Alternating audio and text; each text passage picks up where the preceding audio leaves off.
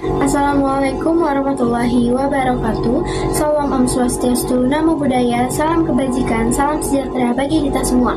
Aku Kurniadini Basmala dari program studi Ilmu Komunikasi kelas R1A dengan NPM 032025400026. Di video kali ini aku akan memberikan penjelasan secara singkat mengenai materi-materi yang telah dipaparkan oleh pemateri-pemateri hebat yang terdapat di acara ospek jurusannya yaitu Basic Organization 9.0 pada tanggal 11, 13, dan 14 Desember 2025. Nah, di sini itu terdapat visi misi dari Basic Organization 9.0 itu sendiri, yaitu ada Integrity in Action, Unity in Vision.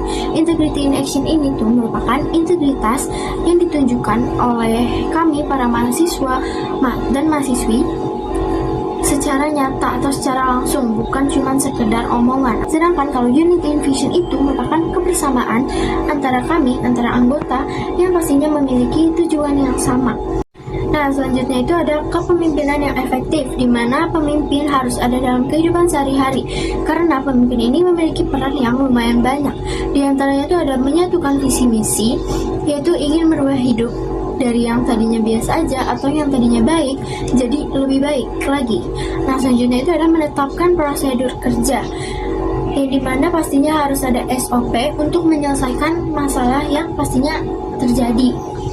Selanjutnya itu ada mengorganisasikan tim, yang dimana pemimpin ini harus memastikan setiap orang itu memiliki tugasnya masing-masing. Yang terakhir itu pastinya pemimpin harus mengarahkan keputusan.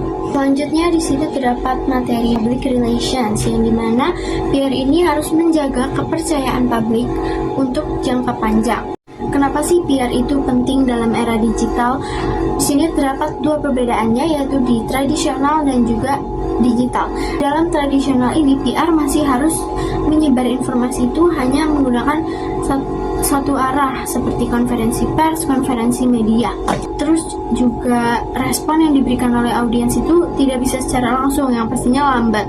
Sedangkan kalau digital ini sudah dua arah, real time dan juga secara langsung, sehingga para audiens ini bisa memberikan respon secara langsung tanpa terhambat ataupun terjadi miskomunikasi.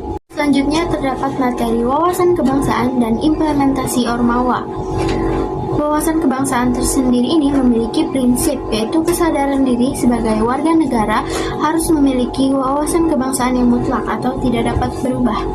Di sini terdapat dua wujud bela negara, yaitu militer dan non-militer. Kita di sini sebagai mahasiswa sudah melakukan perwujudan yaitu di non-militer, yaitu mengikuti perkuliahan dalam mata kuliah Pancasila Kewarganegaraan.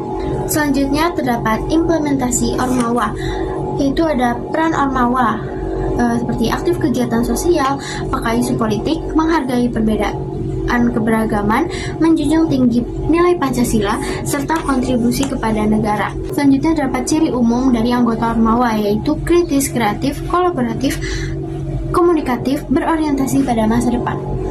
Selanjutnya, anggota Ormawa itu bukan hanya sekedar aktif organisasi, tetapi memiliki kepedulian yang tinggi terhadap permasalahan bangsa, serta berperan aktif dalam mencari solusinya.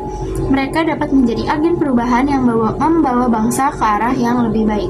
Di sini terdapat nilai dasar organisasi. Sebelumnya, organisasi itu merupakan wadah yang memiliki tujuan yang sama. Nilai dasar organisasi ini merupakan prinsip fundamental yang menjadi landasan utama terhadap perilaku, keputusan, dan arah dari suatu organisasi. Di sini terdapat lambang Himakom beserta artinya. Hijau ini tulisan kapital putih, perisai tameng itu tegar dan berani, 5 sudut itu Pancasila, hijau kesuburan, kuning kreativitas, bintang sila pertama, merah keberanian, kendi itu suatu wadah, buku intelektualitas tinggi, dan terakhir itu rantai solidaritas. Selanjutnya ada materi kemahasiswaan dan kode etik mahasiswa. Jadi mahasiswa itu namanya itu terdaftar di universitas atau institut tertentu. Mahasiswa ini juga harus kreatif, bisa mencari teori sendiri, dan belajar tanpa dosen. Selanjutnya itu terdapat 4 poin utama yang kita tahu ini 4C. Jadi karena IPK tinggi itu nggak menjamin pintar, dan pastinya kita membutuhkan 4C ini. Yaitu yang pertama ada critical thinking. pemikiran logis dan dapat memecahkan masalah. Yang kedua, creativity. Kita harus berinovasi untuk menemukan cara baru. Yang ketiga ada communication. Yang pasti kita harus menyampaikan ide yang kita punya secara jelas. Yang terakhir ada collaboration, yaitu kita dapat bekerja sama dalam tim. Mahasiswa ini memiliki beberapa peran di masyarakat. Yang pertama itu mahasiswa sebagai agent of change, penggerak bahwa mahasiswa dapat merubah sistem pemerintahan suatu negara. Selanjutnya ada social control. Mahasiswa menjadi role model bagi masyarakat luas. Yang terakhir itu sebagai iron stock, yaitu mahasiswa bisa menjadi penerus pemimpin di masa depan. Selanjutnya kode etik mahasiswa yang berkaitan dengan perkataan moral. Nah, di sini terdapat beberapa hak mahasiswa. Di antaranya kebebasan akademik bertanggung jawab, layanan akademik dan bimbingan, penggunaan fasilitas kampus, keikutsertaan ormawa, dan penghargaan atas prestasi. Selanjutnya terdapat materi Tridharma Perguruan Tinggi dan Tridharma Kosgoro. Dalam Tridharma Perguruan Tinggi itu terdapat pendidikan, yaitu belajar, penelitian itu apa yang dipelajarin, dan pengabdian itu yang telah dipelajari itu diabdi kepada masyarakat. Sedangkan kalau Tridharma Kosgoro itu pengabdian, kerakyatan, dan solidaritas. Tri itu dari bahasa Sanskerta yang artinya tiga, dan Dharma itu kewajiban atau tugas moral. Jadi Tridharma itu merupakan 3 tugas pokok yang harus dilaksanakan oleh perguruan tinggi. Di sini terdapat 2 poin penting, yaitu dari praktisi komunikasi dan komunikolog. Perbedaannya itu, kalau praktisi komunikasi, public speakingnya itu bagus, tapi teorinya lemah, karena praktisi komunikasi ini lebih mempelajari bagaimana cara kita menyampaikan pesan kepada publik. Sedangkan kalau komunikolog ini public speakingnya lemah, tapi teorinya bagus, karena komunikolog ini lebih mempelajari di teori yang lebih dalamnya lagi. Oke, sampai juga kita dalam materi terakhir, yaitu creative thinking, yaitu konsep dasar dalam berpikir kreatif. Secara etimologi, kreatif ini diambil dari kata creavus, yaitu menciptakan atau membuat sesuatu yang tadinya tidak ada menjadi ada. Kalau thinking itu pastinya berpikir. Nah, jadi creative thinking itu merupakan kemampuan untuk menciptakan ide atau sesuatu yang baru melalui proses berpikir.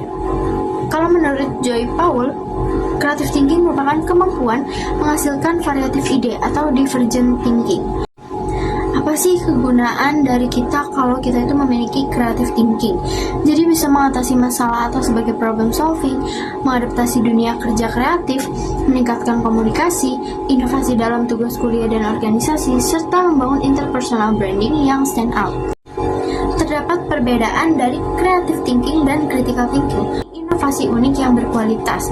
Keduanya itu sama-sama proses berpikir, menimbulkan rasa ingin tahu, idenya bisa liar atau imajinatif. Terakhir, yang paling terakhir itu ada contoh penerapan dari creative thinking. Kalau ini ada 2 contoh, yaitu dari sehari-hari dan dari akademik atau organisasi. Kalau sehari-hari itu kita bisa time management, money management, absen atau cuti atau telat, atau juga bisa cheat day. Sedangkan kalau akademik atau organisasi itu contohnya kayak bikin tugas presentasi standar, brainstorming bareng, efisiensi komunikasi, dan yang terakhir menggunakan tools atau ide-ide baru.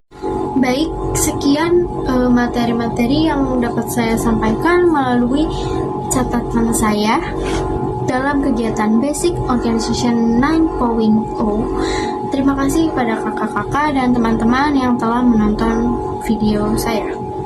Terima kasih. Wassalamualaikum warahmatullahi wabarakatuh.